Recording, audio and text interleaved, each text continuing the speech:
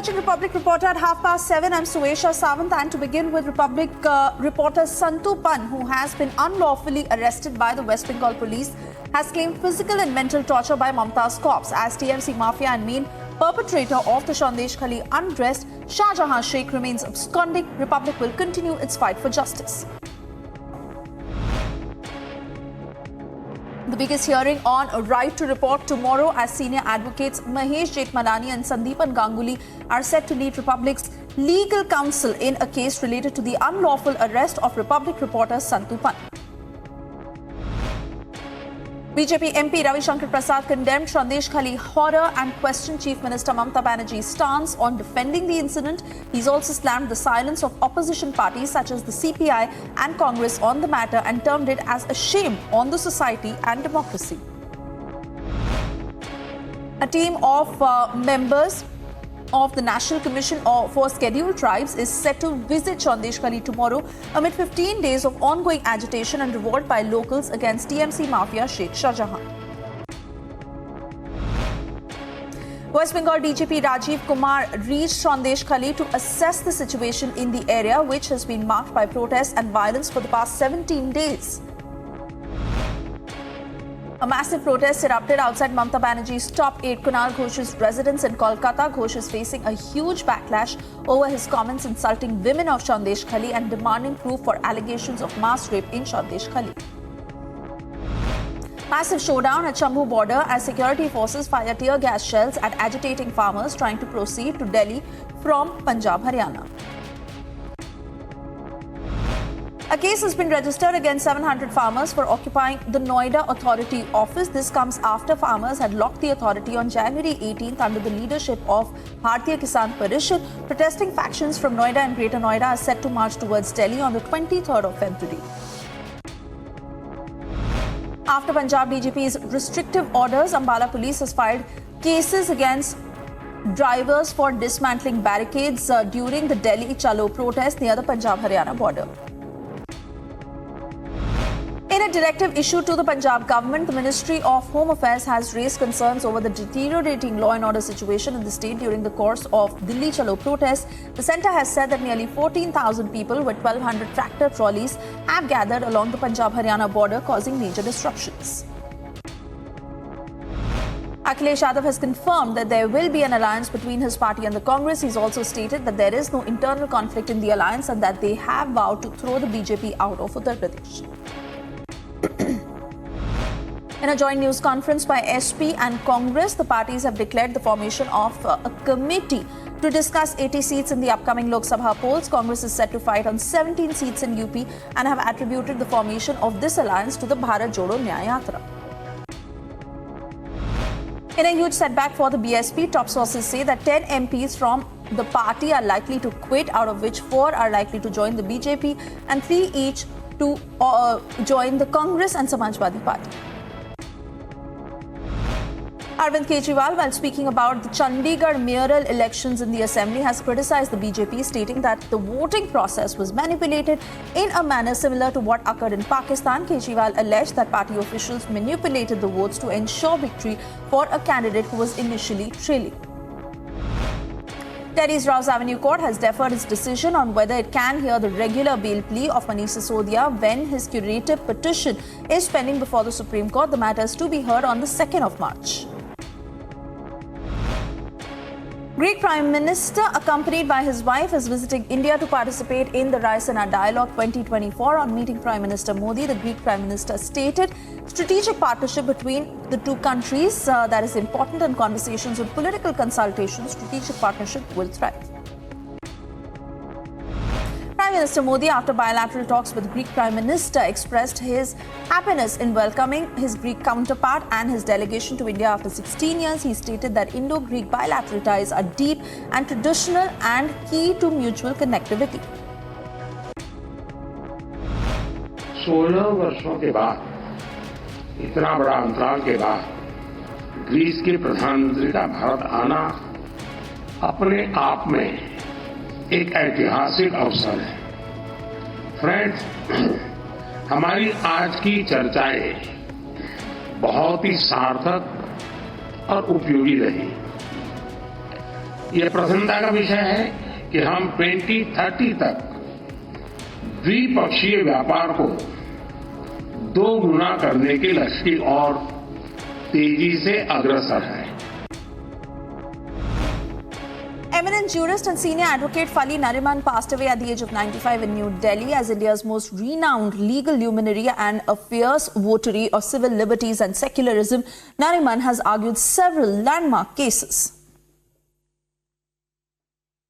PM Modi took to social media to express his condolences on the passing away of Fali Nariman, one of India's outstanding legal minds. He paid his tribute, stating that Nariman had dedicated his life to making justice accessible to common citizens.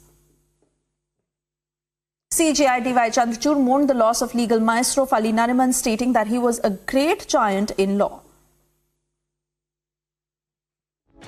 Prime Minister Modi will visit Gujarat and Uttar Pradesh on the 22nd and 23rd February 2024. Prime Minister is likely to lay the foundation stone and initiate the work on multiple development projects worth 48,000 crore rupees in Gujarat. Prime Minister will also inaugurate projects worth over 13,000 crore rupees in Varanasi as another step to transform the city and its adjoining areas.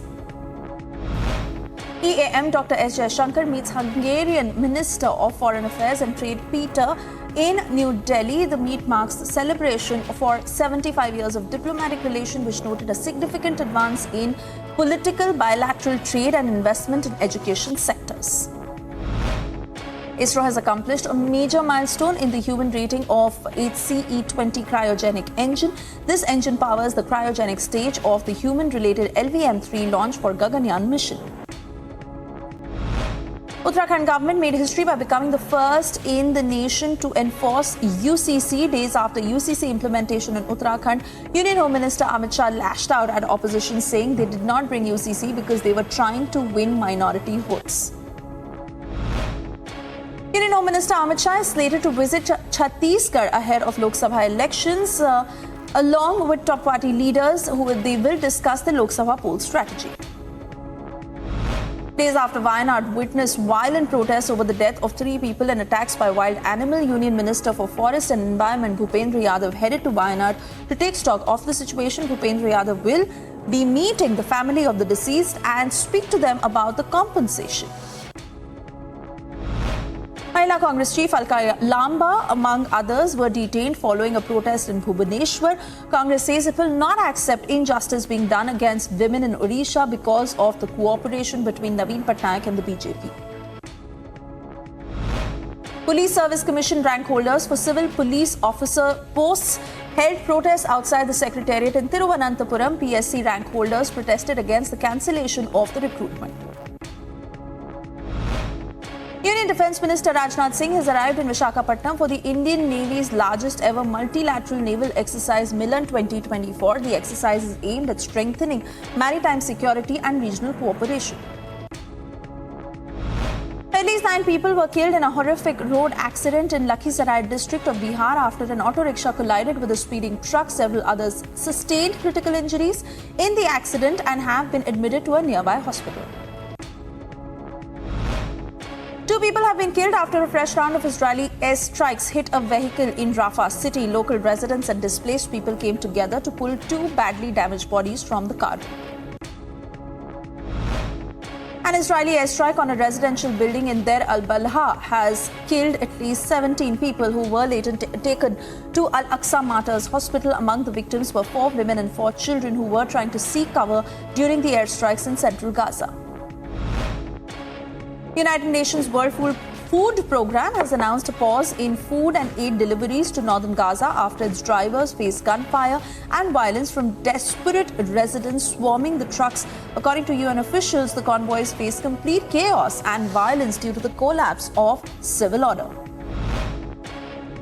Relatives of hostages held by Hamas terrorists in Gaza are protesting outside Israel's military headquarters in Tel Aviv during a war cabinet meeting. The demand for a ceasefire deal comes as over 130 Israeli civilians are still held hostage. Qatar's foreign ministry spokesperson has dismissed remarks made by Israeli Prime Minister Benjamin Netanyahu that accused the country of funding Hamas. The ministry stated that attention wouldn't be given to these allegations as they come within the framework of political gain. NSE spokesperson John Kirby cited concerns over jeopardizing delicate negotiations after the US vetoed a UN resolution for an immediate Gaza ceasefire. The vote saw overwhelming support with 13 in favor, 1 abstention from the UK and US as the lone dissenter. Prince William visited the headquarters of British Red Cross to survey how the international organization is working to provide humanitarian aid. During his visit, he issued a statement on the Middle East conflict, calling for an immediate ceasefire in Gaza. US Pentagon officials have acknowledged that despite a month of US-led airstrikes, Yemen's Iran-backed Houthi rebels remain capable of launching significant attacks. This comes days after the Houthis launched an attack on a US ship in a crucial strait and downed an American drone worth millions of dollars.